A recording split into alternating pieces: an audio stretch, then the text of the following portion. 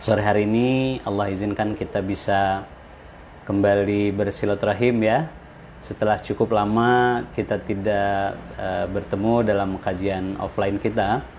Kalau dalam hitungan saya, hari ini persis 1 bulan kita di rumah saja. Seingat saya kita mulai semua ini dari tanggal 16 Maret 2020 mulai ada arahan agar kita di rumah saja, dan hari ini tepat 16 April, sebulan kita di rumah aja. Saya yakin banyak sekali yang terjadi ya selama sebulan ini, dinamika-dinamika yang kita jalanin di rumah ya, termasuk juga apalagi kan ibu-ibu ya, hari ini banyak juga yang akhirnya juga selama sebulan ini nambah lagi nih amanahnya ya. Jadi ikutan mendampingi pendidikan anak-anak juga di rumah ya. Bahkan bukan mendampingi ya, ikut mengerjakan tugas anak-anak juga gitu ya. Nah, situasi kita setelah sebulan ini macam-macam yang kita temukan ya keadaannya. Bahkan kalau kita mengikuti perkembangan ya, saya nggak tahu apakah kemudian muncul juga di media karena saya tidak ikutin, tapi beberapa teman sempat ada yang japri ke saya menginformasikan bahwa untuk di Bali memang situasi yang terjadi saat ini tuh dampaknya bukan hanya terhadap kesehatan, tapi juga sangat terasa dari dampak ekonomi juga gitu ya. Karena kan kita memang bisa dibilang di Bali ini kita bertumpu pada wisata ya gitu, dan kita tahu bersama bahwa impactnya sangat terasa, banyak sekali apapun yang kemudian hari ini kita saksikan yang berhubungan dengan wisata ya, semua terkena dampak. Kita tahu banyak hotel-hotel juga merumahkan karyawannya, restoran-restoran yang tutup dan lain sebagainya, termasuk juga aturan-aturan yang saat ini pembatasan jam aktivitas dan seterusnya. Saya kira semua memang akhirnya membuat kita tidak terlalu bisa banyak bergerak selama kondisi ini gitu. Nah, di sore hari ini kita ingin bincang-bincang nih tentang bagaimana nih kita, kalau bahasa saya itu bagaimana kita tetap waras gitu di dalam situasi pandemi corona ini gitu. Kalau yang kita temukan ya dari keadaan yang terjadi saat ini, tidak hanya kemudian impactnya stres, depresi dari orang tua ya, termasuk juga anak-anak. Kita tahu bersama sempat diangkat juga di media bahwa laporan ke KPAI bahwa banyak siswa yang stres itu juga kan nyata gitu ya. Tapi bukan cuma itu gitu. Di Bali tekanan ekonomi ini juga faktanya sudah sampai di kita berita juga bahwa sudah ada terjadi nih kasus-kasus bunuh diri gitu, karena lemahnya mental gitu ya, ketidaksiapan menghadapi kenyataan sehingga memilih untuk mengakhiri hidup gitu. Ini nauzubillah min zalik ya, semoga Allah jauhkan kita dari hal-hal seperti itu. Namun ini sebagai pengingat bagi kita bahwa disinilah Allah ingatkan kembali kepada kita bahwa penting bagi kita untuk menjaga ketenangan di dalam hati kita. Penting bagi kita untuk menjaga agar hati kita ini tetap bahagia, hati kita ini tetap gembira, dan Allah jauhkan kita dari hal-hal yang buruk gitu dalam situasi seperti ini. Kita tahu bersama ibu-ibu sekalian bahwa dari banyak ulasan dan bahasan-bahasan kita di pertemuan-pertemuan sebelumnya, kita sudah sempat pernah membahas juga tentang seperti apa takdir dari Allah Subhanahu wa taala. Setiap yang Allah izinkan terjadi dalam hidup kita ini sesungguhnya kan semuanya sudah sangat rapi disiapkan dan direncanakan oleh Allah Subhanahu wa taala, termasuk setiap episode dalam hidup kita. Bahkan semua sudah tercatat di Lauhul Mahfuz jauh sebelum kita dilahirkan ke dunia ini. Semuanya sudah tercatat dengan rapi, semuanya telah dituliskan gitu. Tinggal bagaimana kita menjalaninya gitu ya. Dan ketika apapun yang diizinkan Allah terjadi dalam hidup kita ini, sesungguhnya tidak ada yang sia-sia. Setiap yang Allah izinkan terjadi dalam hidup kita, sesungguhnya bersamanya ada maksud baik Allah untuk kita semua. Maka penting bagi kita untuk menyadari hal ini agar kita senantiasa berada dalam kondisi ketenangan hati kita, karena kita yakin seperti apapun keadaan kita hari ini, pada hakikatnya semua ini baik dari Allah untuk kita gitu. Nah, saya kira selama sebulan ini juga kita banyak mengikuti kajian-kajian dari guru-guru kita, dari ustadz-ustadz kita yang lain, dari sisi bagaimana pendekatan agama yang kemudian diajarkan kepada kita agar kita bisa menghadirkan ketenangan kita. Namun di sore hari ini mungkin saya hanya ingin kita manfaatkan kebersamaan kita ini dengan berbagi dengan hal-hal yang teknis yang mungkin bisa kita kerjakan juga gitu. Artinya kalau dari sudut pandang agama saya kira sudah disampaikan oleh guru-guru kita, tapi yang penting bagi kita saat ini mungkin ada hal-hal lain lah, kreativitas kita, inovasi yang bisa kita kerjakan di rumah. Terutama nih sebentar lagi kita kan akan masuk ke bulan Ramadan ini gitu ya. Hanya hitungan hari nih. Kalau berdasarkan info yang kita dapatkan kan insya Allah nih tanggal 23 April kita sudah di 1 Ramadan kan gitu. Mudah-mudahan Allah sampaikan usia kita ya, sehingga kita di tahun ini bisa masuk ke dalam bulan Ramadan. Kita diberikan Allah kesempatan untuk memperbaiki diri kita di bulan Ramadan tahun ini, sehingga kita bisa meningkat ketakwaan kita juga insya Allah di bulan Ramadan ini.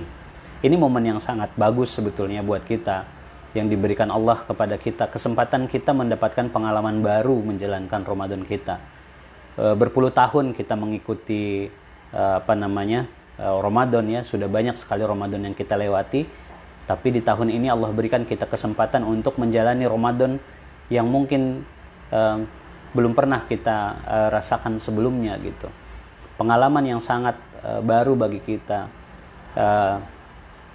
Kalau di tahun-tahun yang lain sejak kita kecil barangkali ini menjadi kenangan indah bagi kita setiap kali bulan Ramadan. Setiap kita punya kenangan indah bagaimana suasana Ramadan itu menjadi bagian yang tidak pernah kita lupakan dan kita rindukan justru setiap kedatangannya setiap tahun. Bagaimana suasana sahur ya, kemudian bagaimana kita mengisi hari-hari kita saat Ramadan, menjaga sholat kita, meningkatkan tilawah kita, kemudian menyiapkan mungkin menu berbuka kita, mengisi malam-malam kita dengan sholat tarawih dan ibadah-ibadah kita, bahkan suasana menyiapkan sahur dan mengisi waktu-waktu sahur kita dengan ibadah terbaik kita. Kita sekeluarga Allah ringankan untuk berkumpul bersama keluarga kita pergi ke masjid dan seterusnya. Itu menjadi pengalaman indah bagi kita. Tapi di tahun ini Allah berikan kita kesempatan mendapatkan pengalaman yang baru, pengalaman yang lain, sehingga kita juga bisa tentunya bisa merasakan pengalaman yang betul-betul berharga di tahun ini dengan Ramadan yang akan kita jalani ini gitu. Nah, harapannya kita dalam waktu beberapa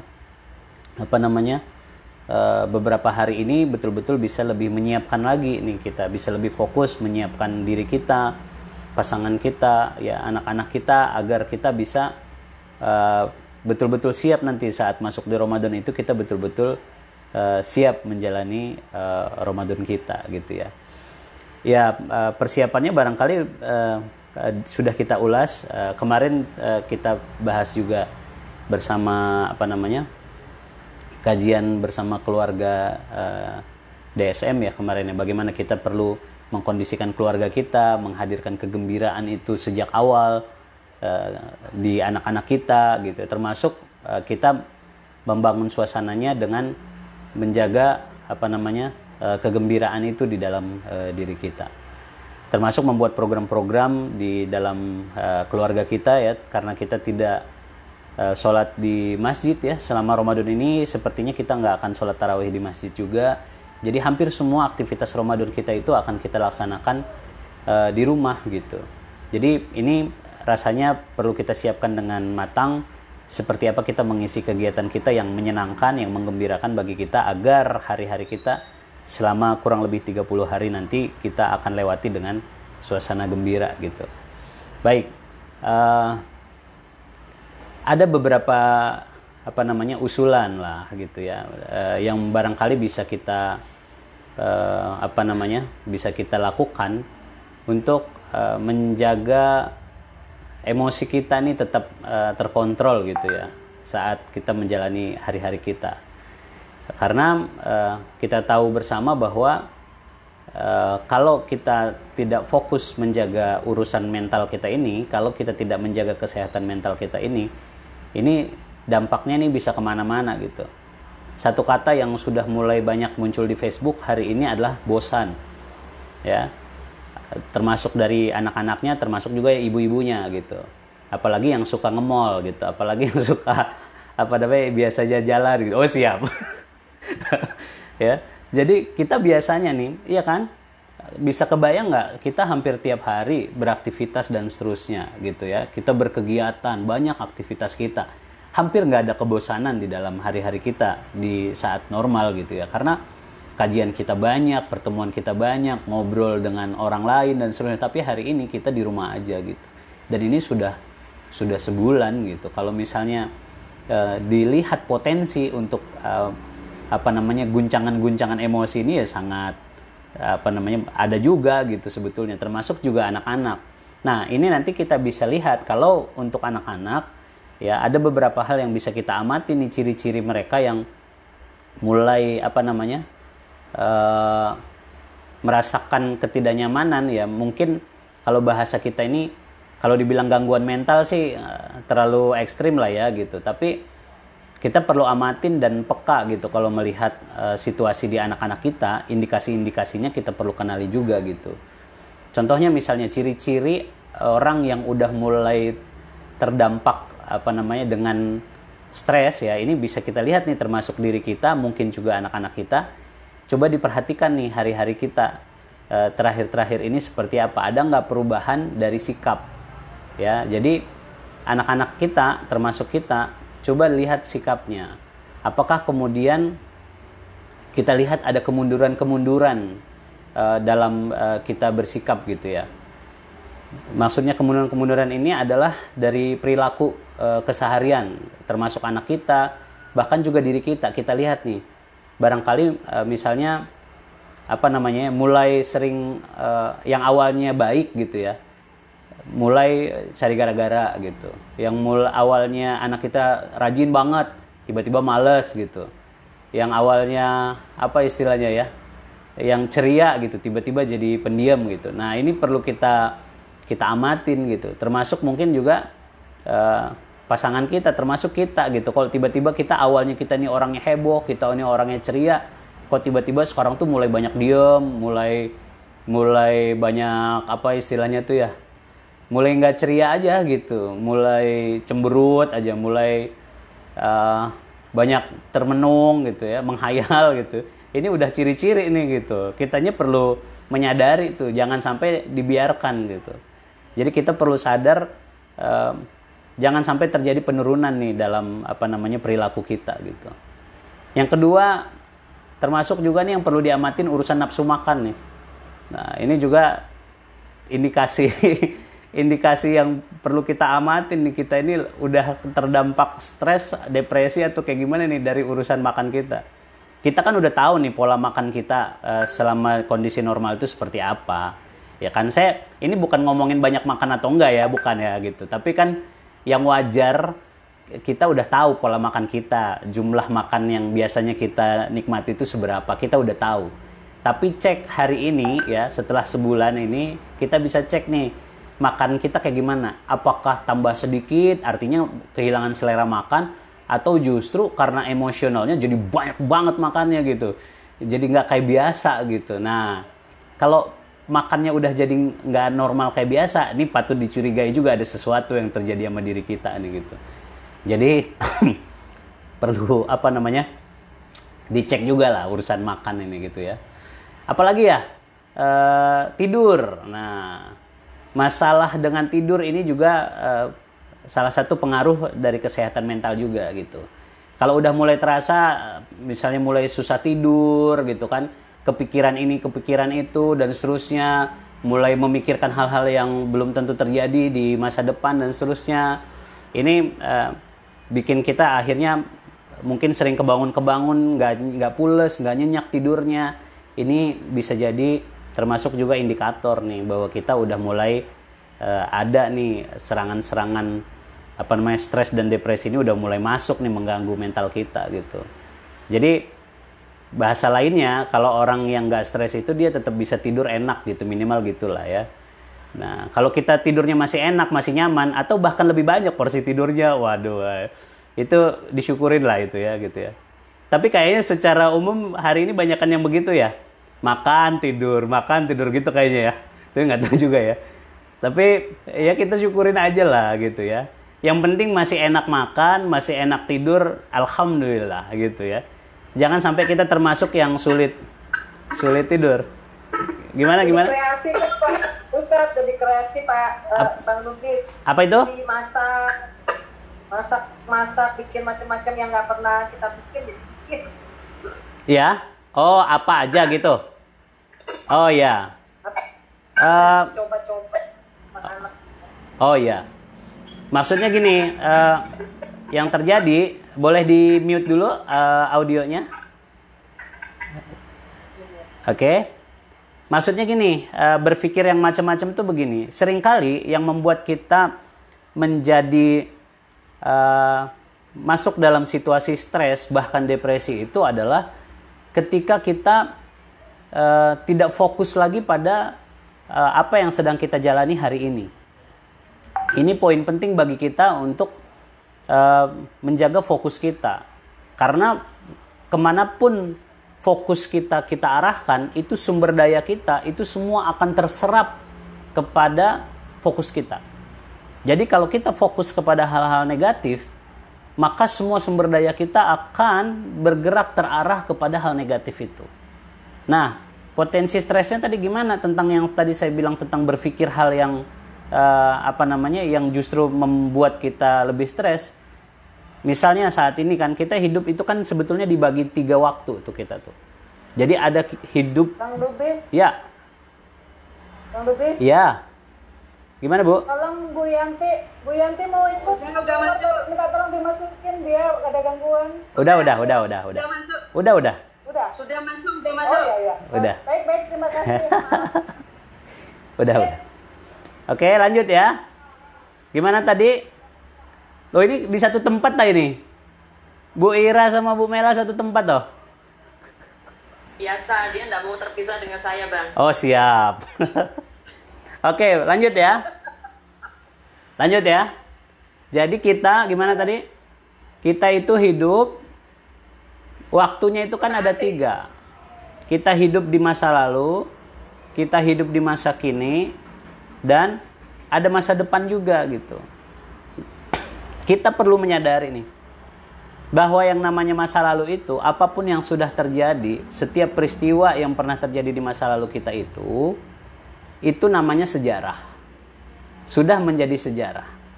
Artinya, tidak seperti tulisan di komputer misalnya, yang bisa kemudian setelah kita ketik bisa kita edit, enggak. Sejarah adalah sejarah. Apapun yang sudah terjadi, bahkan sedetik yang lalu, itu pun sudah menjadi sejarah. Oke? Dan yang sudah menjadi sejarah ini, sebetulnya udah nggak bisa diotak-atik. Itu yang pertama. Yang kedua, ada masa depan. Masa depan ini adalah, sebetulnya kalau bahasa kita nih, bisa kita bilang nih kayak misteri gitu. Masa depan ini masih misteri. Tidak ada satu orang pun di antara kita yang tahu seperti apa kita di hari esok. Nggak ada yang tahu kita semenit lagi itu apa yang terjadi sama diri kita gitu. Semuanya masih misteri. Termasuk misalnya kalau kita ngomongin Ramadan, rasanya kita semua punya pengalaman nih. Kalau saya pribadi tuh hampir aja kayaknya tiap tahun Allah kasih tuh peringatan tuh bahwa ada aja semakin dekat ke Ramadan itu, ada aja saudara, keluarga, teman yang kemudian Allah panggil gitu, yang kemudian kita semua menanti-nanti dan berharap masuk ke bulan Ramadan. Ada aja yang kemudian akhirnya tidak sampai di bulan Ramadan, kemudian karena dipanggil oleh Allah Subhanahu wa taala gitu kan. Itu rahasia, kita pun nggak tahu. Nah, termasuk situasi kita hari ini, sebetulnya apa yang terjadi di hari-hari yang akan datang ya, besok kayak gimana, sebulan lagi kayak gimana, itu kita nggak tahu, semua rahasia gitu. Nah, kesalahan yang terjadi yang sering kali bikin orang itu jadi stres dan depresi, mereka itu lebih banyak kemudian berpikir tentang masa lalunya, ya. Jadi fokusnya tadi itu ke masa lalunya, atau sebagian di antara mereka juga itu terlalu fokus juga urusan ke masa depannya gitu. Jadi mikirin yang tadi saya bilang, hal-hal yang belum tentu terjadi itu. Bahkan lebih parah lagi, tidak sedikit yang mulai memprediksi hal-hal buruk yang belum tentu terjadi di masa depannya gitu. Sementara mereka akhirnya tidak menyadari bahwa mereka punya kehidupan yang hari ini sedang mereka jalani. Inilah detik ini, saat ini, ya, yang kita sedang rasakan saat ini, ya, di tempat ini, ya. Inilah sebetulnya kehidupan yang sebenarnya. Inilah diri kita. Jadi kita tidak hidup di masa lalu, kita juga tidak hidup di masa yang akan datang, ya, di masa depan, karena kita belum sampai ke sana. Tapi kita sebetulnya hidup di saat ini gitu. Nah, PR kita yang perlu terus kita latih, dan ini bukan 1-2 kali latihannya ya, untuk menghadirkan kesadaran kita bahwa kita sedang hidup di saat ini perlu dilakukan berulang-ulang. Semakin kita terlatih dalam mengasah kesadaran kita, agar kita kemudian menyadari betul bahwa kita hidup saat ini dan kita perlu menyadari penuh kehidupan kita saat ini perlu berlatih gitu. Jadi maksudnya begini, kalau orang nggak hidup di saat ini tuh ya, ciri-ciri orang nggak terlatih hidup di saat ini tuh, misal kayak sekarang nih, kita lagi duduk nih di depan kamera, ya. Saat ini kita harusnya lagi ngapain? Ya, kita itu kan idealnya kalau kita hidup di saat ini, ya, di detik ini, yang kita lakukan, kita sedang sama-sama duduk mengikuti diskusi kita, sharing kita tentang tema bagaimana kita bisa mengontrol emosi kita di situasi pandemi corona ini gitu ya. Artinya kalau kita hidup di saat ini, pikiran kita, perasaan kita, ini waktunya udah mau habis ya. Habis ini kayaknya perlu di restart nih kita nih. Kalau kita kemudian hidup di saat ini, kita perlu menyadari bahwa pikiran kita, ya, perasaan kita dan hati kita tetap tetap hidup di saat ini gitu. Jadi fokus di sekarang tentang kesadaran kita. Ini masih nyambung nggak ya? Apa perlu di restart ya? Halo, di monitor dulu. Masih ya? Masih ya. Nanti kalau misalnya putus, nanti silahkan masuk lagi. Ya, ini masih ada. Oke, baik. Oke, nanti kalau ini kita. Oke, baik. Lanjut ya. Jadi kita menjadi nggak bahagia, menjadi nggak tenang itu justru ketika kita hidup di saat ini, jasad kita berada di sini, tapi pikiran kita nggak di sini gitu.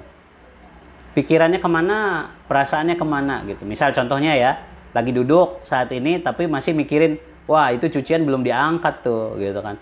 Wah ini nanti makan malam mau masak apa nih. Tapi jasad kita sebenarnya duduk lagi ngikutin kajian, tapi pikiran kita ke tempat lain. Nah ini yang disebut tidak hidup di saat ini. Paham ya mudah-mudahan ya. Jadi kita kalau mau berlatih menghadirkan kesadaran kita hidup di saat ini, ya udah, saya sekarang nih lagi ngaji, ya udah, berarti pikiran, perasaan saya dan fisik saya itu ya betul-betul hadir saat ini gitu. Sehingga kita tidak mengganggu pikiran kita dengan suara-suara yang berisik gitu. Jadi ada istilah namanya noisy of mind itu. Jadi ada berisik di dalam pikiran kita, ini yang sering kali mengganggu kita dan bikin kita stres. Nah, berisiknya ini biasanya yang diributin itu tentang apa yang terjadi di masa lalu dan di masa yang akan datang gitu. Nah, sehingga penting bagi kita untuk melatih kesadaran kita fokus kepada yang saat ini gitu. Sederhananya begini aja. Jadi kayaknya kita itu saat ini ya lebih bisa menikmati kita nih hari-hari kita kalau saat ini kita mensyukuri dulu nih yang hari ini gitu. Kita syukuri hidup kita hari ini, alhamdulillah apapun lah. Ketika kita awali dengan sebuah kata pujian kepada Allah Subhanahu wa taala dengan alhamdulillah, maka setelah ucapan alhamdulillah pasti Allah ingatkan kita tentang begitu banyak nikmat yang diberikan Allah pada kita. Makanya kan kita diajarkan untuk mengucapkan alhamdulillah ala kulli hal itu kan. Jadi maksudnya di setiap situasi, dalam setiap keadaan, apapun, segala puji bagi Allah. Nah, ini yang perlu kita latih. Mau seperti apapun keadaan kita hari ini, banyak-banyak ngucapin alhamdulillah, agar kita sadar bahwa ternyata mau kayak gimana pun keadaan kita, ternyata sangat banyak loh nikmat dari Allah pada kita gitu. Nggak berkurang loh nikmat Allah pada kita, meskipun situasi hari ini secara umum menurut orang banyak barangkali bukan situasi yang nyaman gitu. Nah, jadi kita perlu berlatih untuk senantiasa mensyukuri saat ini. Jalanin aja gitu. Kalau misalnya apa yang menjadi aktivitas kita hari ini udah kerjaan aja gitu. Jadi nggak usah terlalu dibebani dengan pikiran-pikiran yang tadi saya bilang yang enggak dan seterusnya itu. Ya udah aja gitu. Misalnya sekarang lagi ngapain? Masak, ya udah masak aja gitu.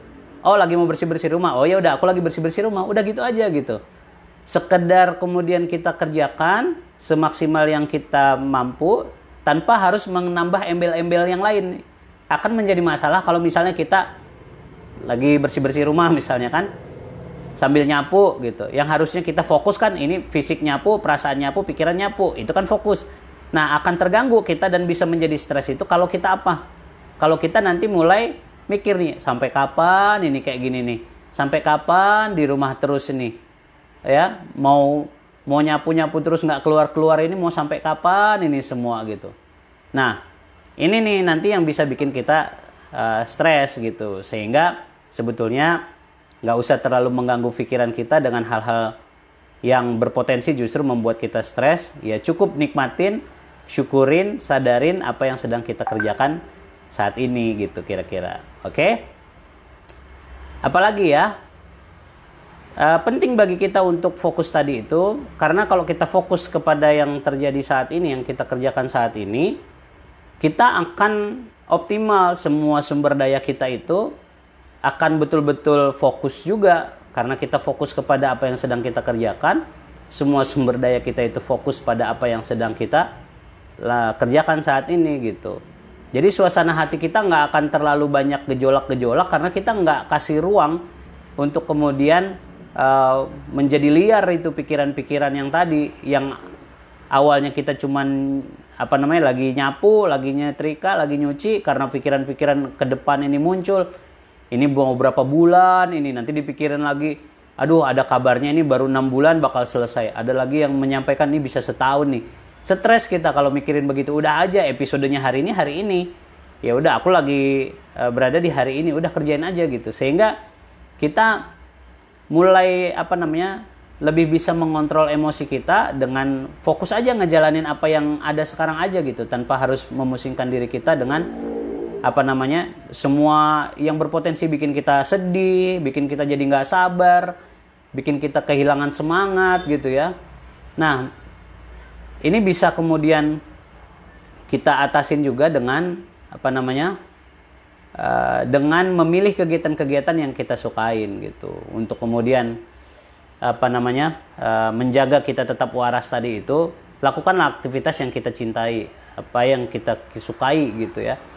Bagus juga kalau kemudian kita berinteraksi dengan teman-teman kita. Interaksinya kan nggak harus bertemu fisik kan gitu. Ini ada teknologi kayak hari ini kan berkah juga buat kita. Selama ini kita kajiannya offline, sekarang bisa online, kita lebih akrab dengan teknologi. Yang seperti ini juga perlu. Oke, kayaknya kita perlu restart dulu ya. Kita ulangin dulu ya. Bisa masuk ulang lagi abis ini ya.